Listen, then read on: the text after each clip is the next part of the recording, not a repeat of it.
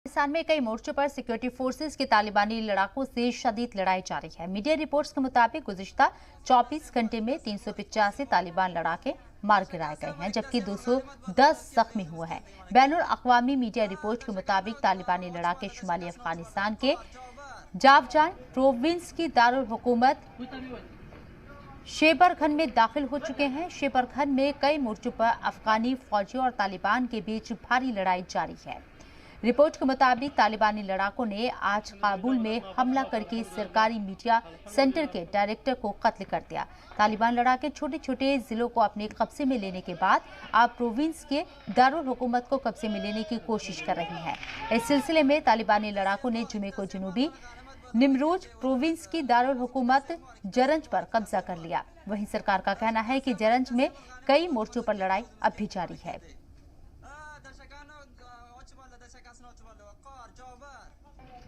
In the past weeks, the war in Afghanistan has entered a new, deadlier, and more destructive phase. The Taliban campaign during June and July to capture rural areas has achieved significant territorial gains. From this strengthened position, they have begun to attack the larger cities. This is now a different kind of war, reminiscent of Syria recently, or Sarajevo in the not-so-distant past.